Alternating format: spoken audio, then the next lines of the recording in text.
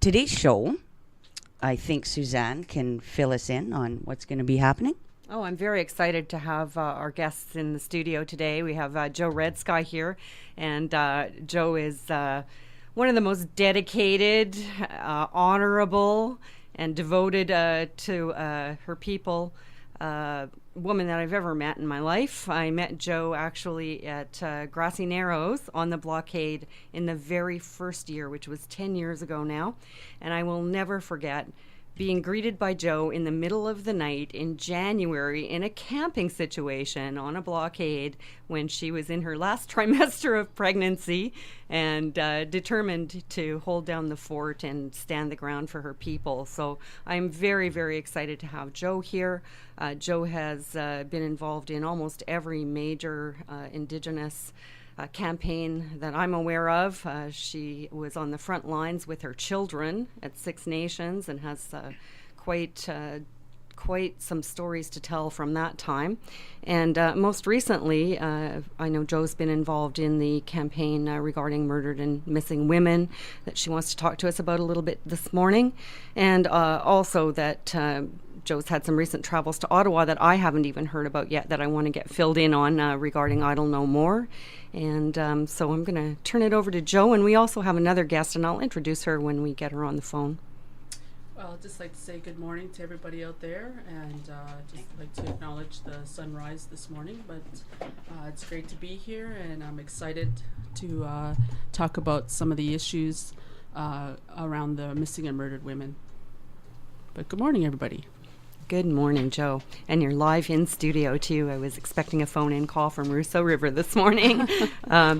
So, Joe, maybe you could tell me a little bit about your background as an activist. And now Idle No More is kind of a new thing that's, really taken off. And, having done a lot of Indigenous support campaigns over the years and knowing that you've done lots of, activist work yourself, I'm interested in knowing how your past activist work is, how did this come about, this, Idle No More suddenly, just sort of took off so that now we go to the protests and I don't know everybody there, which is very exciting because it used to be the same 20 or 30 people every time. Mm-hmm. So maybe you could address that a little bit, having been at this for a long time. I guess I'll go back to when I was younger, the childhood life that I lived was I was raised in Stony Mountain. My dad was always in Stony Mountain, so that was kind of our playground. Grew up behind the wall. But my dad was always active in issues he was the president of the Brotherhood and in Stony. And he was a lot to do with the American Indian movement back then too. So it kind of just grew up with it in our family life. Also my Uncle Lawrence, who's been a big part of my life. But also my community of Russo River, we've always been kind of a controversy reserve all the time. So, so I guess just having that as a background, but also my childhood life, the struggles that I went through, got a history of sexual abuse in the past and a lot of violence inside my dad's side of the family. My father was murdered. My uncle's missing as we speak, George Tate. And one of my uncles committed suicide. And so I kind of look at the struggles that I went through, but I also turn it around and fight for a better life for our people, but also for my family life. So that's really important to me. And you're a mother of now 3 children? 4. 4 children, yes. Yes, I have my son, Tony, who's from Seguin, and I have my 3 children who are from Shoal Lake. So we're all about protecting the water as well, and that's a big issue for us. But my children are my world, and they're the reason why I do the things I do. And challenges come along with that, with being a mom and trying to be out there. But I don't let anything stop me, and we just keep going, do what we need to do. How are your children growing up differently than you did then? What are they seeing that you didn't maybe? Well, I guess I'm really more protective of them, and the only lifestyle that they know is the life of the under the protecting Mother Earth and the waters.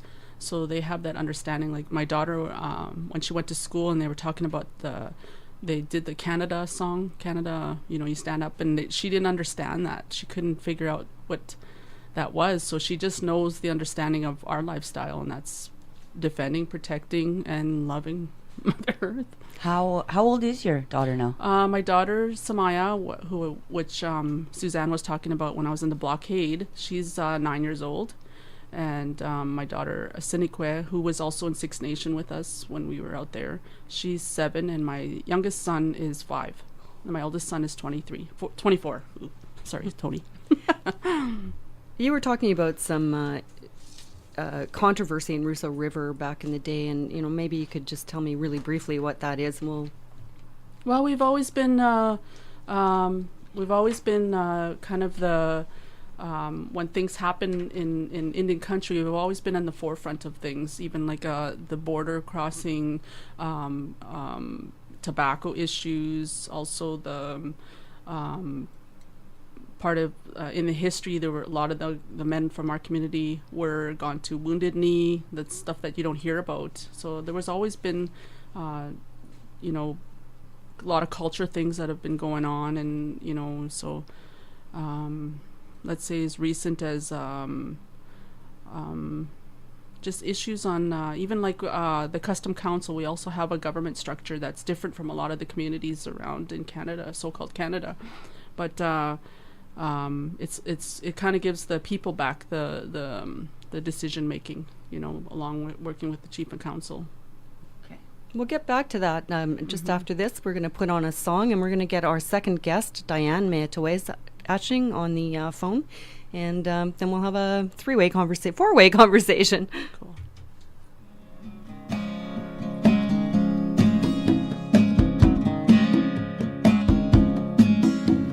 Shadow falls across my mind, and the silence comes over me when I look behind.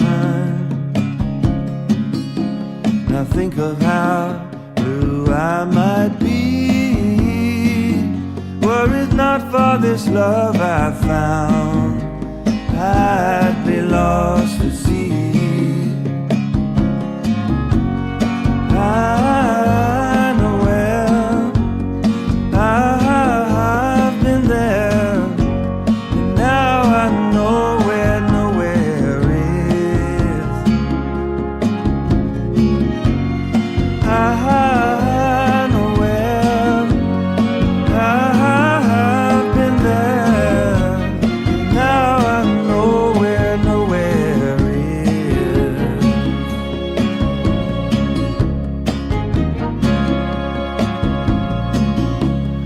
Lived alone, I made my bed, had to shove everything I own, the room of regrets.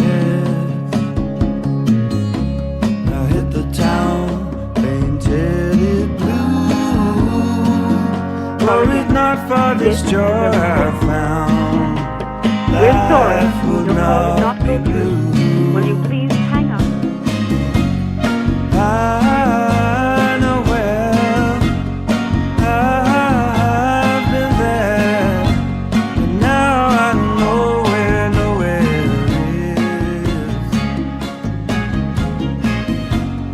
I know where I've been there, and now I know where nowhere is.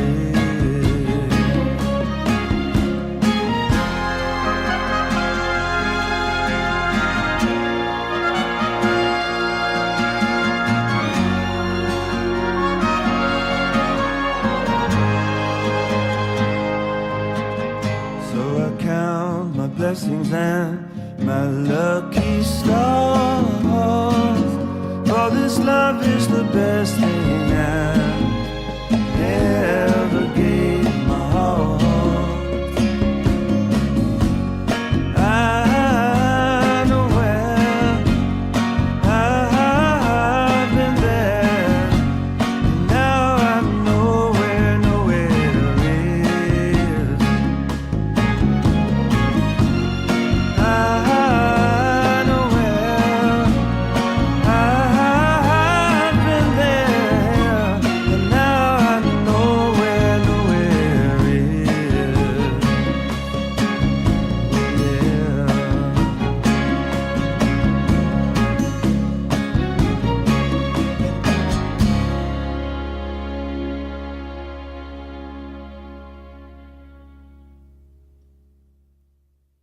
Hi, and welcome back. I'm Jen Unwin. It's 8:11, and you're listening to Say It, Sista on CKUW 95.9. We're expecting a second guest via the phone, and we're just trying to get through there, so let's continue with Joe and Suzanne. Yes, Diane will join us in a moment. I was just asking Joe if she could fill us in a little bit more on some issues around a pipeline that was proposed around Russo River. And I know we worked together on the Yankadene Alliance Tour, which is folks from Indigenous communities all up the BC coast who are adamantly opposed to the tar sands pipelines out on the BC coast. And I know, Joe, you had a difficult experience, from what I understand, regarding a campaign in your own community. Do you want to tell us a bit about it? Well, I kind of look at it as like we're going through like a mourning process, because we have to like the pipeline came through our territory, and I feel really sad about that, because there wasn't enough information to the people, because a lot of us would have fought against that pipeline, and so now we have to live with the future of our children have to live with the having the pipeline close to our community. That really makes us afraid because of the water and the damages that's done to Mother Earth. But also, in talking about the pipeline, it's also the details of even the spirituality of the land. You know, even we need to be more vocal on that for her as well. It's not only the physical part of the earth, but also the spiritual along the pipeline. And which pipeline is it? Where is it going? Which company? It's Enbridge. It's the Enbridge, Yes. Same pipeline that the Yankadene Alliance Yes. people are concerned about. Yes. And where does this one go? It comes right through Treaty 1 territory all the way down, right straight down south. Down into the States? Yes. Okay, so it's delivering Yes. to the Americans. Yeah. Okay. You are talking about something that I think is really intrinsic here, that we are not just talking about the environment. We're not just talking about protecting the land, which is, of course, very important. Mm-hmm. But we're also talking about the intangible spiritual qualities and the important relationship that Indigenous people have with the land. Hi, sorry to interrupt, but I think our caller's on the line now. Can you hear me? Yep, I can hear you. Oh, good Okay, morning. there we Hi, go.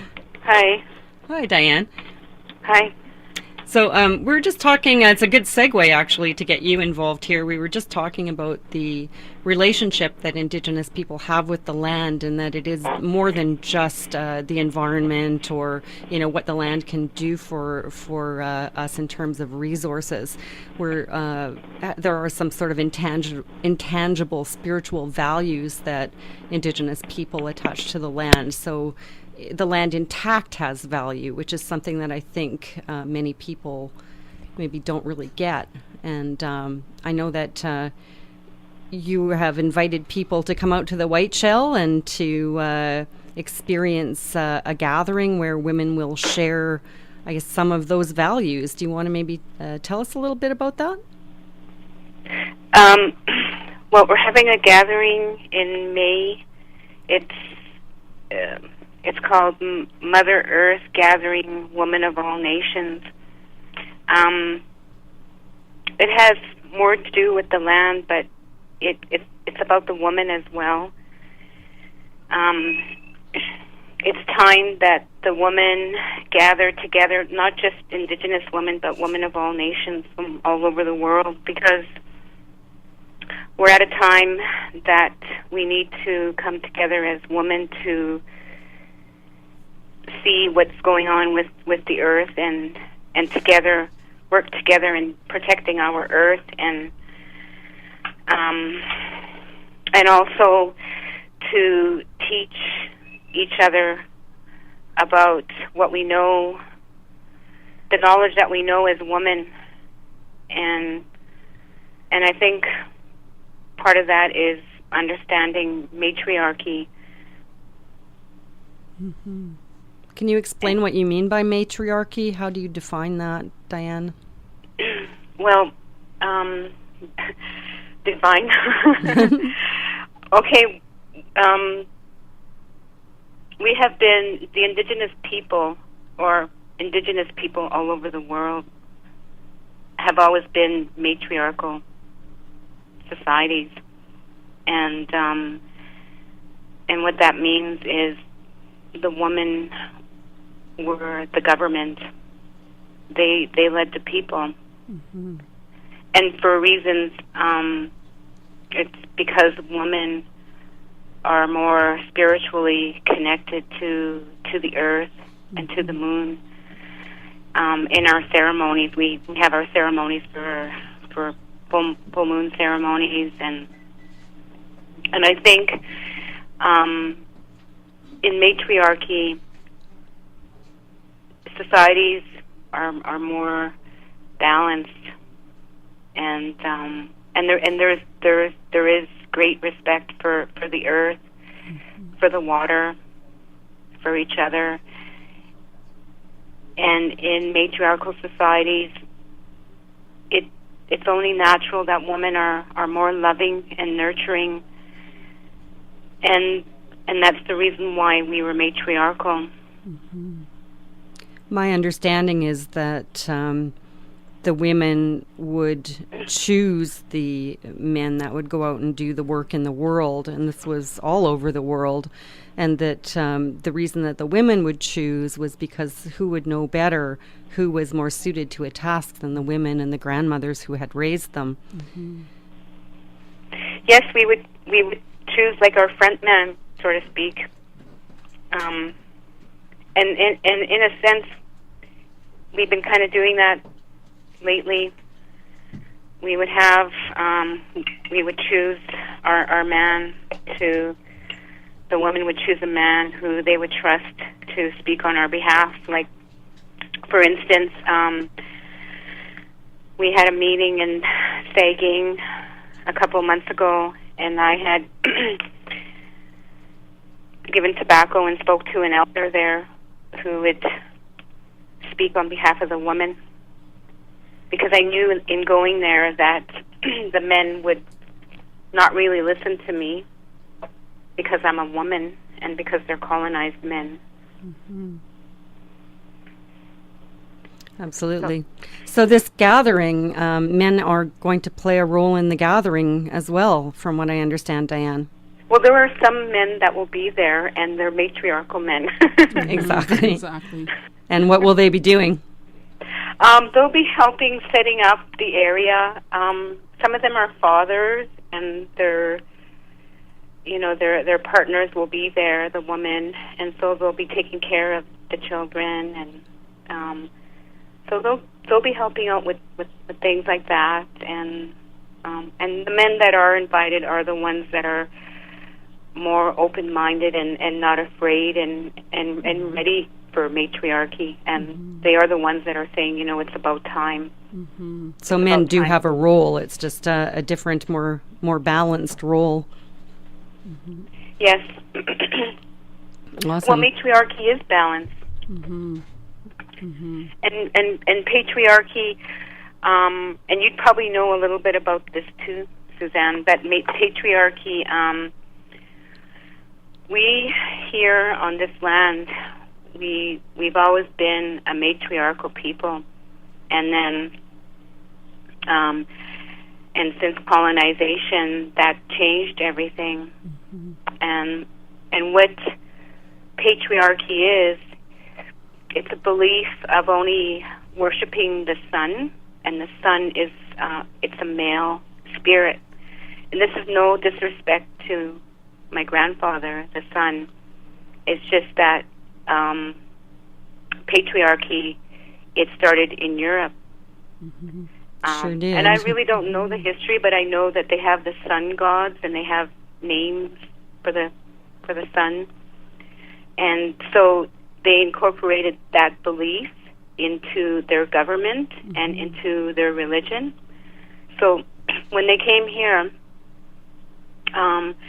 they did the same thing. They brought that patriarchy and those beliefs, and they incorporated into, of course, they have it in their government, in their religion, the churches. And that when they say the Son of God, they actually mean S-U-N, Son. And this is, I've done my research, so people can do their research if they're not really believing in me. There's a lot out there. You just have to look for it. You're not going to learn it in school. And maybe you might learn it in school, in university, but you won't learn it in high school. So, and so, anyways, with the colonization and patriarchy, so when they came here, the non-Indigenous people of this land came here. They've forced this patriarchy, colonization, onto the people, and it's gotten so strong because even our economic system and our education system is patriarchal, and so it's really difficult to get rid of patriarchy, and it's in the churches too. So it's become strong that way, the colonization and patriarchy. Well, people don't want to give up their power, even if it doesn't really serve them. And it's male-dominated power. That's what it is. And it's created an imbalance, and this imbalance it's an imbalance also on the environment, because there is no, in the matriarchal societies, I'm not going to say worship, of probably more so honoring the earth and the moon. And if people see that when we have such honor and respect for the earth and the moon, that there is balance. Because in matriarchy, it's not just the moon, it's the earth, the moon, the sun, everything that goes on in the universe. We work with that. Like even this mainstream calendar, that's a patriarchal calendar. The calendar has to do with the rotation of the sun and the earth. But our traditional calendar, just like the Mayan calendar, we have 13 moons in 4 seasons, and every moon is honored, and there is something that we do every moon, like there's gathering, gardening. We have a role and responsibility for every moon, and the moon. The woman worked with so closely with the moon, and scientifically too, what the moon does is every time the moon is full, the moon heals the water on the earth, and the moon does move the water on the earth, and we're made of water as well, so it has an effect on people. And because we're so patriarchal that they don't even look at that, not even scientifically, they won't even look at those things. And there's the imbalance on the environment because they're forgetting about the water and the earth. And then there's so much violence against women because our world has become so patriarchal, and so it's just a total imbalance on the whole earth. So the gathering that we're having is to bring that awareness back, that we have to go back to being a matriarchal people, not just here in Canada, but the whole world, because we are not going to survive if the woman stopped. We have stopped connecting with the earth and the moon, and we need to connect with each other as well, because there's that great imbalance in the whole world, that male dominance, and whereas in matriarchy, it's not like that. It is a balance. It's not about feminism. It's just that the woman leading the way and the men protecting the woman. I'm glad you said that, Diane. I was actually going to ask you to, sort of people use that word feminism and matriarchy, and I wanted to make the distinction. We're just going to go to our entertainment guide, take a little break from our interview for a moment, Diane and Joe, and we'll be back in about 5 minutes to continue this conversation, and I have some questions I want to ask you right after this. Okay. So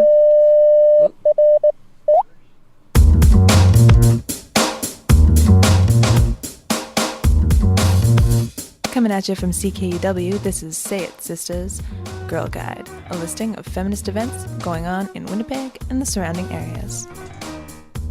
I have to admit, they're not all feminist events today, but they're all of interest nonetheless. The 3-day Thinkers Conference starts today here at the University of Winnipeg. The goal of the conference is to generate smart ideas for Manitoba in the areas of economy, family, child welfare, environment, and education. And the idea is to then take these outcomes to the public. See www.thinkersconference.com for more information. Today at 2 p.m., there will be a support rally for Idle No More at the legislature to welcome First Nations youth from the Interlake area who are conducting a sacred walk in protest of Bill C-45, which is at the crux of Idle No More, and they say could open up the majority of Canadian waterways to exploitation. For some fun, on Friday night, you might want to check out Calvin Love at the Windsor Hotel at 187 Gary tomorrow night at 9 with special guests Hannah Lulu and Blisters. Calvin's bio runs from punk rock roots in Edmonton to what sounds like a very eclectic mix of electronic, pop, dance, new wave, and sounds very intriguing. I'm thinking of checking out that show myself. Doesn't sound like a typical Windsor blues show. Also, Billy Joe Green Band is playing tomorrow night and Saturday night. Blues rock genius and supporter of natural law and matriarchy. In fact, it was the topic of his entire last album. He's the house band at the Woodbine through March 16th. No cover, amazing music, cheap beer and pop, and there is a dance floor, so you might want to head down there. Sunday, Peace Alliance Winnipeg hosts a panel discussion on Idle No More. So if you aren't up to speed or if you just want to get more involved, 2 p.m. at the Carol Shields Auditorium at the Millennium Library, Donald and Graham.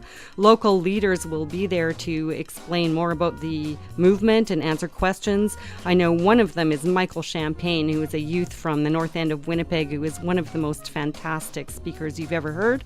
And if you want to catch that, that's Sunday afternoon.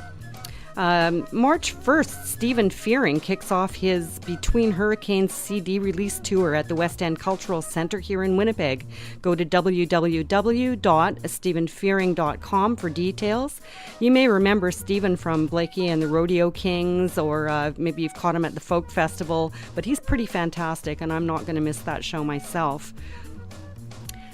Sarah's Vati Productions, I hope I'm saying that correctly, presents a cabaret of monologues called Wild Women Friday, March 8th at 8 p.m. at the gallery in the new Manitoba Hydro building at 360 Portage Avenue.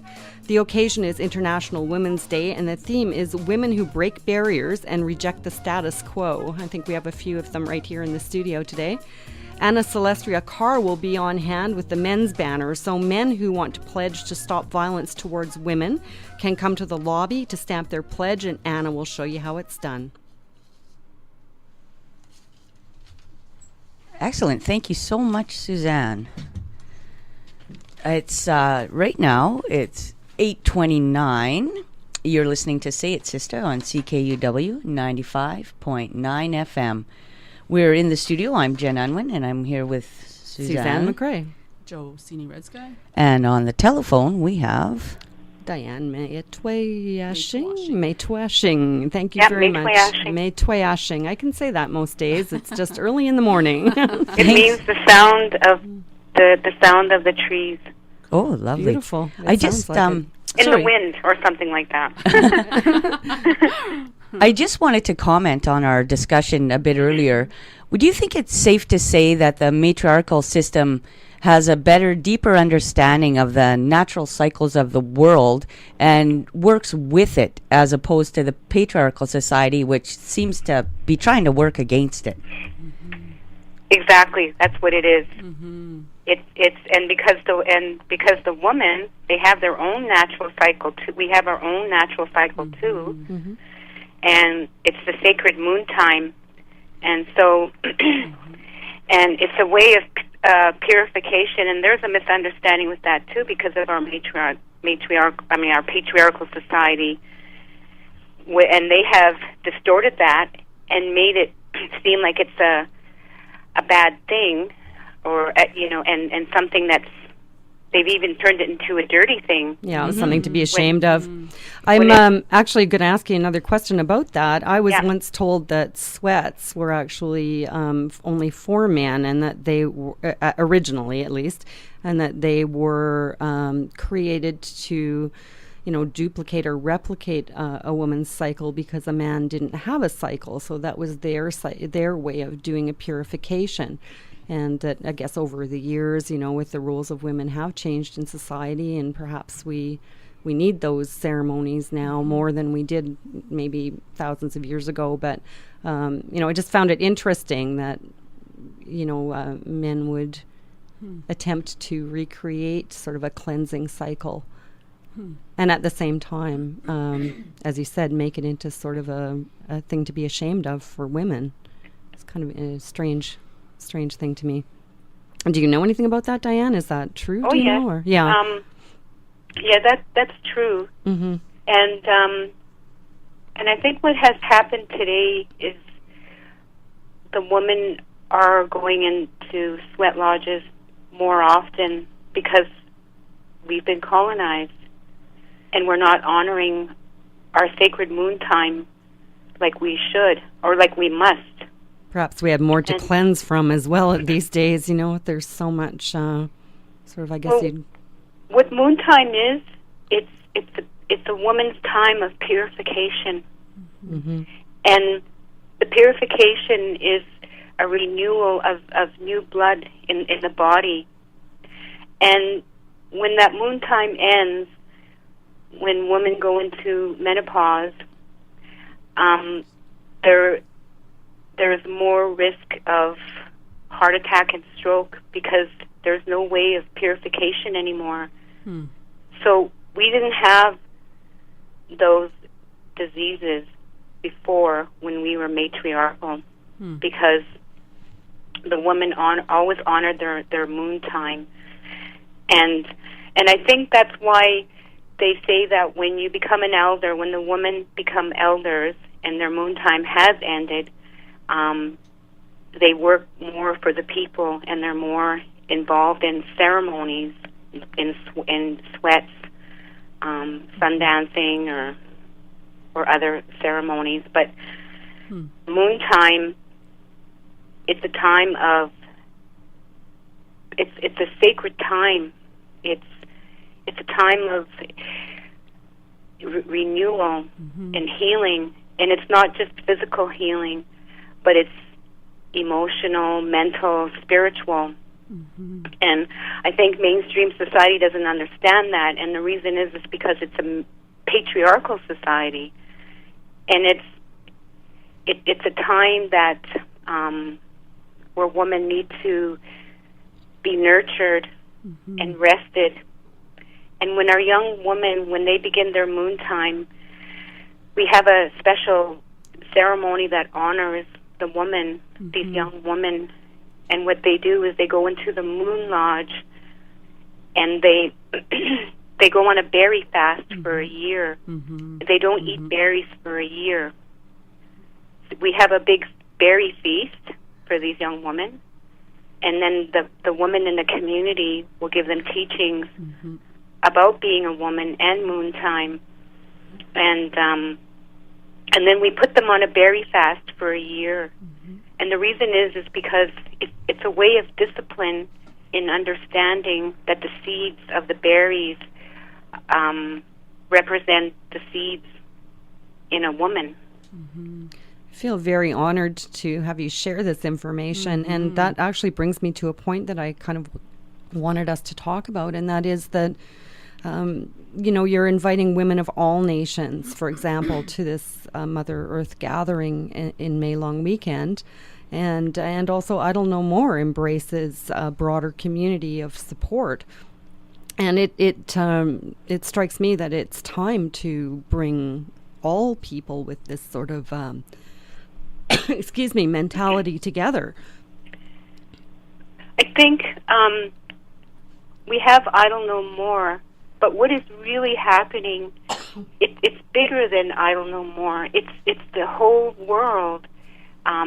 There's revolutions going on all over, like there was in Greenland, in Egypt.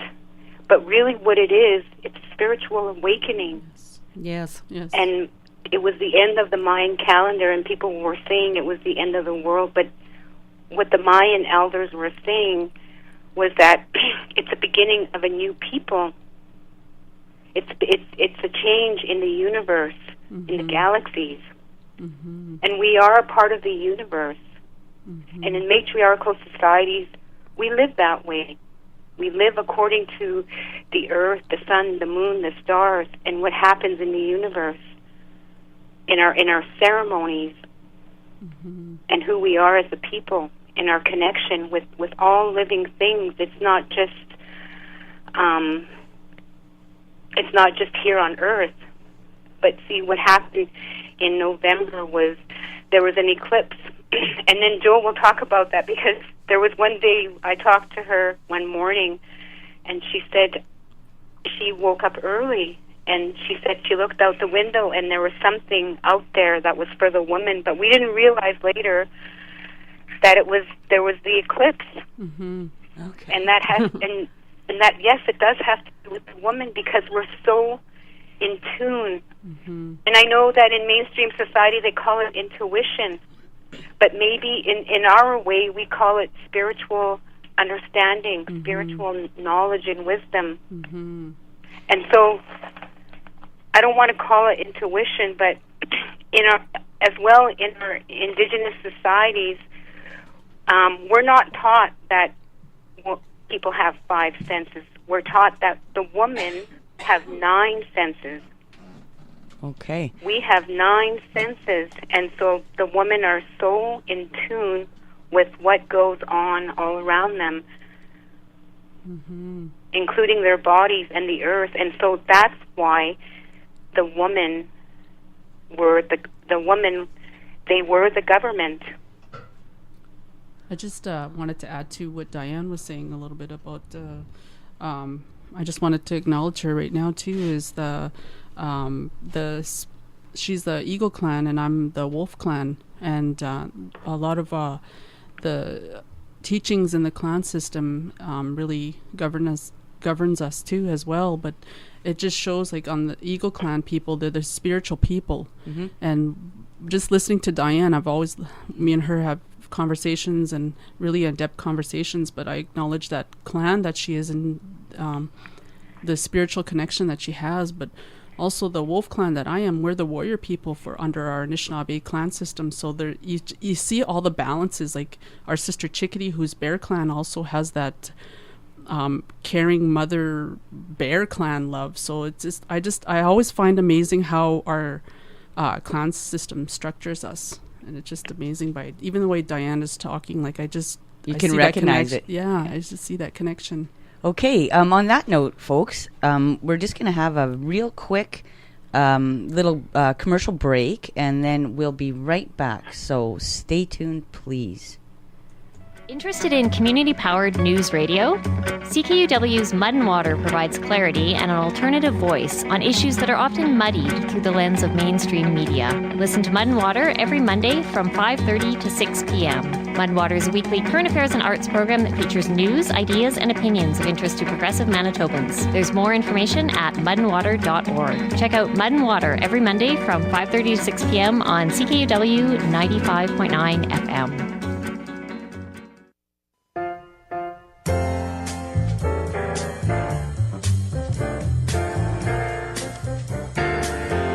It's informative, educative, and interactive. It's Youth Talk Show. Youth Talk Show addresses issues facing youth today. Just as we are clamoring for a change, it's our responsibility to focus our attention on the youth, for in them lies a great future.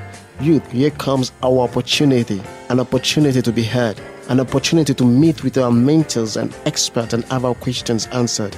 It's time for us, the youth, to have a voice of our own. It's time for a change. Now is the time. Tune in Thursday at 11 a.m. See you then. Peace.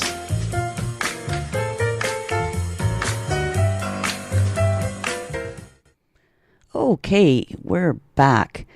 Before I forget, I just want to let everyone know that the music we've been listening to today is Ron Sexsmith from Forever Endeavor. And weekend, there's going to be a CD opening kind of deal at the Burton Cumming Theatre Saturday, March 23rd. Doors open at 7:15 with the show at 8. Tickets are $32 plus fees from Ticketmaster. So you guys can all look forward to that. It's now 8:41 and we're in studio with Joe Redsky and Susanne McCrae. On the line, we have Diane. Welcome back. I noticed you didn't you Didn't were hesitating to try her last name there. Sorry, Diane. I That's did okay. not want to butcher your name. Okay. Hi, ladies. I'm thinking, as I know I've spoken to both of you about these subjects before, so I'm kind of wanting to get this in your words and not interject too much here. But I do have something I want to share, and that is that, tribal women all around the world, come from this same perspective and this same natural law. And, I find, as a non-Indigenous woman, and certainly a strong empathy and draw to matriarchal tribal lifestyle, I think a lot of non-Indigenous people are very attracted to Indigenous culture and spirituality, and my sense is that the people of this land are closer to it. It hasn't been missing from their lives for as many generations, for example, as people in Europe. I'm Scottish and Norwegian, and the Scots have clans, very strong clans, and we were all tribal societies at one time, but of course our women were killed as witches for 300 years, and I'm just thinking it's further away in history for us. And so when we come to this country and we're disassociated with, say, the structure of the churches, or, we don't relate to the patriarchal life, many people are, I think, very strongly relate to the Indigenous culture. And now we don't want to expropriate someone else's culture. At the same time, I think there's a historical memory or an ancestral memory that draws us to this. And I just want to acknowledge your willingness to share it with people outside of your own, immediate culture, and acknowledge that I think it is something that's, a lot of people are resonating with now. I understand also that there's a prophecy of this nature in Indigenous culture. Is that correct? Can you tell me about it? I think,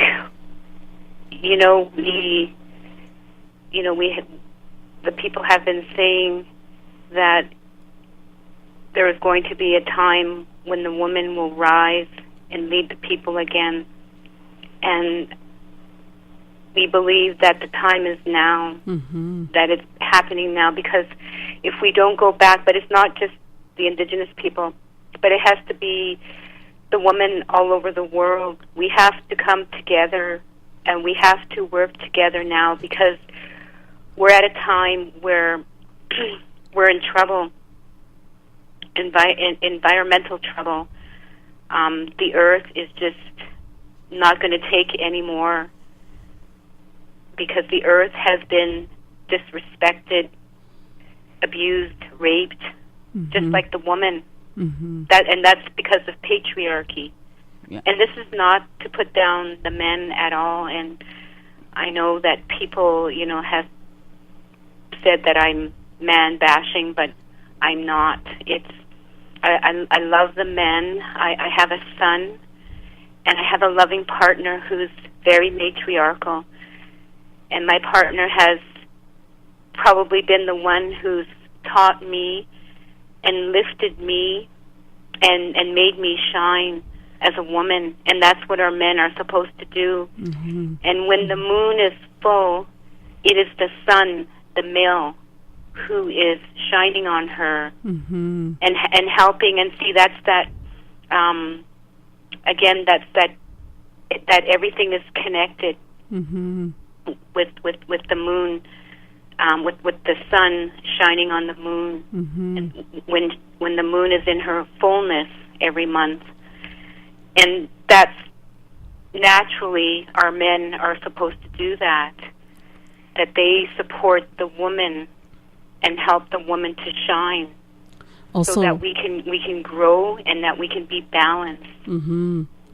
Also, the connection I think that we have as women is also the connection of motherhood, and how when you say the we're connected to the planets, well, there's also the connection that we have with other women is that when we give life, we also carry the 9 months as the planets, but they say there's 10, so there's like 10 months of us carrying a child, but also that umbilical cord and that connection. So to me, I find that that's the connection with the Indigenous women all over the world, that there's that connection, and that the way we love our children and the way we connect with our children is the same way that we have that love for Mother Earth. So I think that's all the connection with everybody. They have that understanding what that motherhood connection is. Mm-hmm.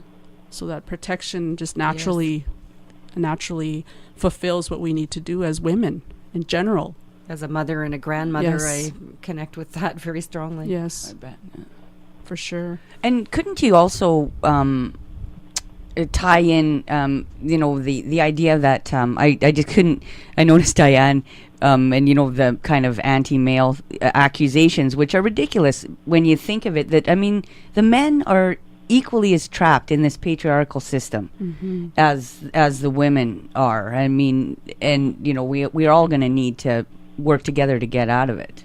Well, you look at a lot of the young people that are coming forward now, like even when you talk about the INM, you see a lot of our young people, like Michael Champagne you mentioned earlier. We got Jerry Daniels.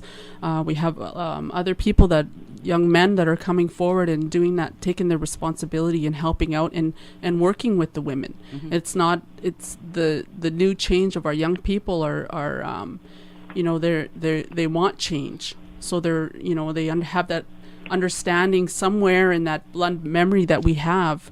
Those things are coming forward from our young people, and the old past boys club is not working anymore, and we don't need to be a part of that. We're really tired of that, the old boys club scenario. So we need to go forward, and we all have to protect Mother Earth, and we just need to work together. And I know when Diane talks about the male bashing, the old school there still kind of doesn't want to let go and still carry that where they need to hang on to being the male dominance. But that must be quite a burden too. People maybe don't even realize. Well, when you think about everything, like everything that we do, everything that really comes down to everything, the common connection that we have, and it's been colonized and everything, but it's love. The love for Mother Earth and the love of understanding our cultures. So that's what basically everything comes down to, is love. Thank you. Yeah, thanks. We're if you guys don't mind hanging on a little bit, we've got some housekeeping to get through. We've got the news to do and whatnot, but stay tuned and we'll be back shortly. Grassroots global, unembedded, international, independent news hour. We broadcast every day, Monday through Friday, 9 to 10 a.m. here live on CKUW 95.9 FM and online at ckuw.ca. Okay, and we're back. Here is the Say It Sista weekly news roundup. These are stories that have caught our eye over the past week. And here we go. This is our U.S. news. This comes to us from Alternet, and it's regarding reproductive rights. Not a week goes by down in the States without some state rep trying to pass anti-choice legislation. This week's been no different, with Alabama State Representative Mary Sue McClurkin advocating for more stringent regulations on abortion. Alabama has some of the strictest access to clinics in the country, with only 5 still standing after dramatic cuts to Planned Parenthood.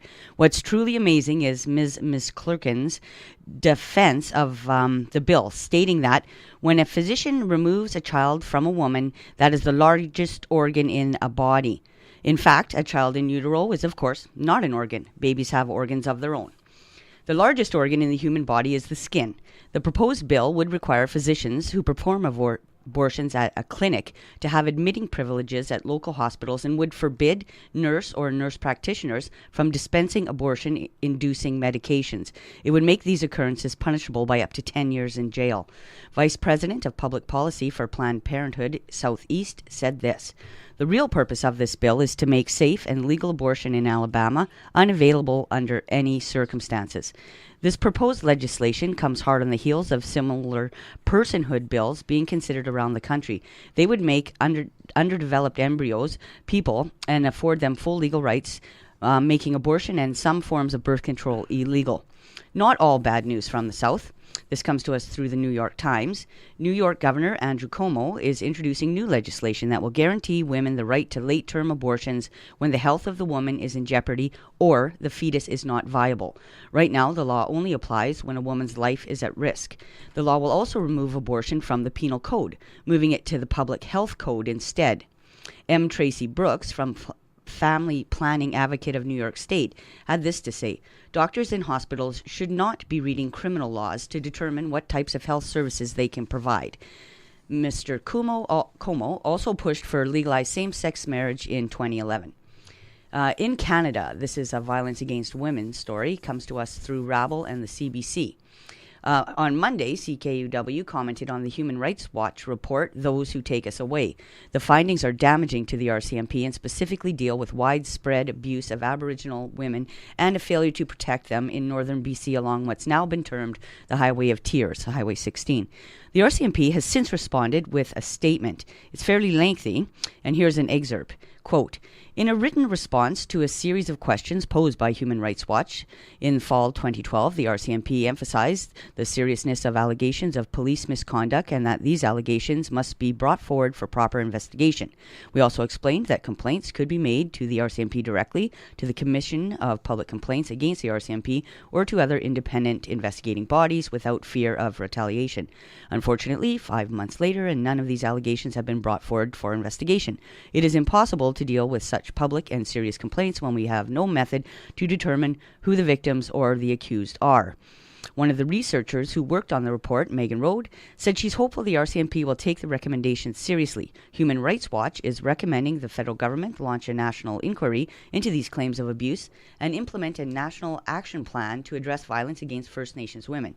National Chief Sean Atleo said in a statement, quote, "The stories shared in this report are heart-wrenching and absolutely appalling, particularly given that this is only a small sample of the conditions and experiences of Indigenous women, girls, and families across our territories." Still in Canada, this is a human rights story coming to us from CBC and the Winnipeg Free Press. The coroner's inquest into the death of teenager Ashley Smith while incarcerated in a Kingston penitentiary continues in Toronto. Her mother was scheduled to speak yesterday. Coralie Smith has pushed for more information about Ashley's treatment in prison and her death. Smith was in trouble with the law from the age of 13, finally jailed at 15. She strangled while guards stood by under orders not to intervene. The 19-year-old suffered from mental illness and is widely thought to have slipped through the cracks of the penal system. And finally, in local news, there's a missing persons. This comes to us from the Winnipeg Police Services. Winnipeg Police Service is asking for the public's help to locate Raheem William Hudson, a 14-year-old boy missing since Monday, February 11th. Raheem is 5 foot 8 inches tall and was wearing black pants, a black jacket, and black shoes when he was last seen in the Weston area. He has short black hair with brown eyes and is described as Aboriginal in appearance.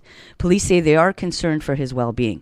If you have information on Hudson's whereabouts, please call the Winnipeg Police Services Missing Person Unit at 204-986-6250. That's 204-986-6250. Thanks for your patience, folks, and we're back here in the studio with Joe Redsky, Susanne McCrae, and Diane. Diane Mei-Tawayashing. Nice. On the phone. Welcome back. Hi. Hi. We have about 5 more minutes before we close our show, and I would just like to thank you both for coming and give you an opportunity to have a few minutes to share anything that we didn't get to that you feel is important to share with our listeners this morning. So I know Jo has something that she wanted to share with us. I'm going to have her go first, and then Diane, I'll give you a couple of minutes to share as well. Okay. Well, I guess for me, I'd like to really share a lot of the issues on the missing and murdered women.